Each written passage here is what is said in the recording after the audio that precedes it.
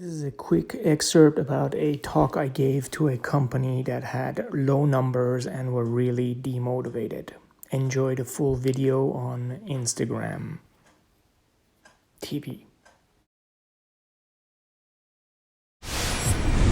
Good day, this is AJ Farzad with ajfarzadloa.com, where you can see a link to my Facebook, LinkedIn, and YouTube videos for trainings. So, good morning. I get to talk to people about overcoming adversity and challenges all the time, and I like doing that because if you think about it, it's challenges and adversities that define and shape the character of a company or a person. How we treat and how we handle adversity and challenges is what makes us who we are and how we can improve and make our company a better company and make ourselves a better person. But today I'm not here just to do a motivational speech to you because your numbers are down. Today what I'm going to introduce to you is the science and behavior of success. So this is not just hoopla, yay, hunky-dory, we're doing great, let's go out there and kick butt. No. This is a skill set that however you define success, you can achieve. Be it in your sales, your marketing, your training, anything, any endeavor that you're doing within the company or within life. And the reason why it is a science, it's because it is based on universal laws. What are universal laws? Things like gravity, things like electricity, magnetism, right? It works whether you believe in it or not. It works whether you're aware of it or not. And it works if you actually use it, and it will hinder you if you don't. So, science and behavior of success is what we're going to deal with today, and hopefully, if you like what I'm telling you, we can delve more into it at a later time and actually get into the meat of the matter. So, the first thing that I want to ask you is, I have on my little projector, what percent of your reality do you believe you're you're responsible for, right? So I just actually gave it away. If your answer is anything other than a resounding 100%, what does that mean to you, right? If I said, for example, that I am only responsible for 50% of my reality, right? Because I'm dealing with a customer. You are taking 50% of your power away. When you are not in control of your success, how can you actually achieve success? If you're saying that 50% of your power belongs to somebody else, you are disempowering yourself. So one of the things that you have to believe in and understand is that you are 100% responsible for your reality, no matter what, in every situation. Again, it is a universal law. Just because I say that, I don't believe in electricity, I can't stick a fork into the wall and not get it electrocuted, okay? So, first paradigm, you are 100% responsible for your reality. Normally when people are dealing with low numbers or challenges, they come up with excuses, things like, it's a cyclical thing, right? You can't win all the time, right?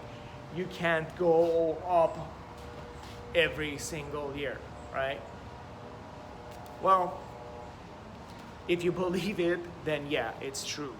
But doesn't have to be that way. In every single industry that we have seen, there are people that succeed when it's good, times are good, and when times are bad. Real estate. People sell houses when the market is booming. People do really well when the markets are down, right? In our industry, do you believe that there are people that are succeeding right now? Yes? Right. So, that is a myth that most of us have maybe come to believe. It doesn't have to be your reality. The people that do succeed, in situations where the rest of the masses give up or are unable to overcome challenges, have either intentionally or by accident stumble upon these behaviors and science of success, and they have repeated it, right? The one thing that I want you to understand though is that success is not like a diploma. It's not like, okay, I succeeded now, I have my diploma, I put it on the wall, I'm going to succeed every single time over and over again. No, success is a process. You have to take certain steps, succeed, things change. If you hit a challenge, you rework your plan, you don't change the goal, you change the plan, and you continue to do it on every situation, perhaps differently. So one-time success does not mean that you're going to be continually succeeding. On the opposite side, one-time challenges doesn't mean that you're going to be going downhill all the time. So the way you look at things is very important. The key to the science and behavior of success is this little slide that I have there that has the questions of put these words in order. So you have being, like the situation of being happy, successful, etc. Then you have doing, which is an action. For example, a sales presentation, etc., etc. And then it's having, commission, money, etc., etc., right? So you want to put these in order. A lot of people think that you have to do something to have something to then be happy. And that is completely the other way around, right? So I ask you guys to stand up, and every time I showed one of the answers, I asked you to sit down. And most of you actually got it, right. The key principle of the science and behavior of success lies in this simple thing. You have to be in order to be inspired to do an action, and then you will have what you want. Be, then do, then have. And it's the being that we have 100% control over. Which brings me back to that point when I asked you, what percent of your reality do you believe that you can control? And here you understand why a resounding 100% is the answer. And on average, how do we deal with our situation, right? Let's say that 9 out of 10 things are going perfectly for you, right? Everything is great. You're driving on the freeway, somebody cuts you off, you get upset, you get angry, right? You completely forget about all the other 9 things, and you're now concentrating on this one thing that went wrong. You get to work, you tell your colleague about it. You can't wait until you get home to tell your lover that, oh, this person just cut me off, I can't believe it, how inconsiderate. We consistently, and by we, I also include myself, and I teach this stuff, right? We consistently have a tendency to concentrate on the bad things. Water cooler talk, complaining, somebody tweets a different thing that we are in disagreement with. We cannot wait to share all those crappy things, right? So stand up if something ever bad has happened. Now, let's take the reverse of the situation and take a look at it, right? Let's say you had a massive promotion or you won a huge prize.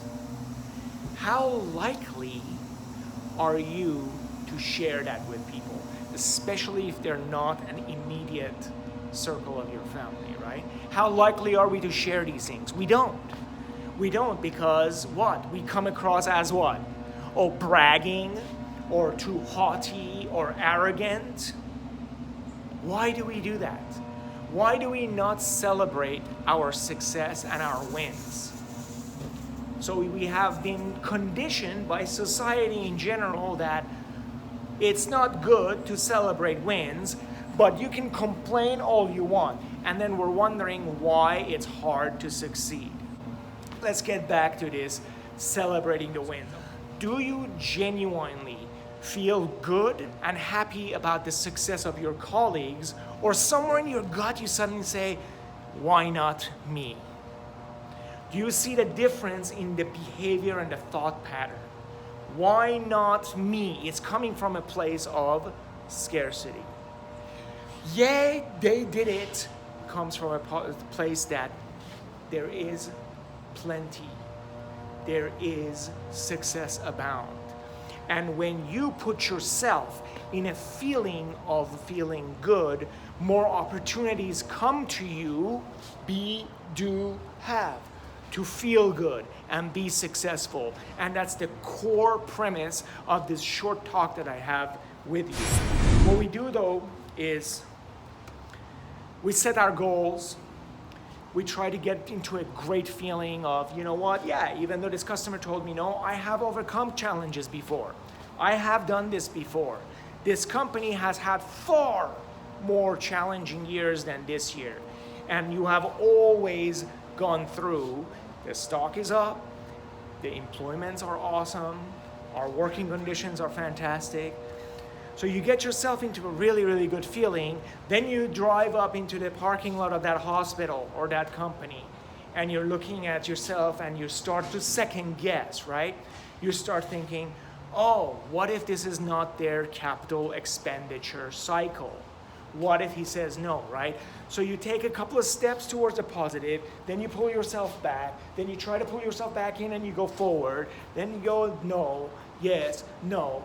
So you are inconsistent, right? How can you reach a point if you keep on taking a step back and going back and coming forward? The key to success is this. You have to reach for something that gives you satisfaction and relief at the time. However you do that is a topic of another more specific training that we can go ahead and do together. But this is the key. If you keep on concentrating on something that its reality is negative, it's very difficult to turn your emotions around, right? If I am in front of the customer and he's telling me, no, AJ, it's not time for us to, buy things. We just did our fiscal year and it's not going to be done until November, and you're sitting in January, right? It's kind of hard for me to fake it and say, oh yeah, everything is great because that bald dude told me that everything is supposed to be fun, right? I'm not saying put a happy face sticker on your gas gauge when you're running out of gas. It doesn't work that way. You have to genuinely reach for something that feels a little bit better. Things like, I have overcome these circumstances before. Things like, I have a fantastic group, team, management, engineers, application specialists that I can rely on to maybe make a better argument the next time or follow up with this customer. Now, if none of that is working for you on the specific, you need to get back and become more and more general. Because it doesn't matter what you're feeling good about, as long as you are feeling good. It's the B. The B is not specific to the content. Maybe you're walking on a sunny day at the beach. You can feel good about the beach. Maybe you have a free company car for the past 10 years. Awesome, I haven't had to pay for a car in 10 years. They give me a gas card. You get yourself into feeling good, and that builds the momentum. And as you start feeling good, more things will come to you to feel good. Because in the end, why do we want to get good numbers? Why do we want to get higher sales? Why do we want to have success? Because it makes us feel good. So you have to be, then more opportunities come for you to take action. Then you will have the success that you need, right? So when you're making your goals, don't do it when you're feeling like crap, because you're sending that vibration. That negative momentum has a real quick tendency to build up, because we are surrounded by what? Everything on the news is bad, right? Constantly people are complaining. You have to every day feed yourself positivity to be able to get into that behavior and signs of success. That's what successful people do, and that's what you can do. I hope this makes sense to you, and we'll chat again later. Thank you for listening, and if you would like to have this type of training for your organization, please email me at aj@ajfarzadloa.com. To your success.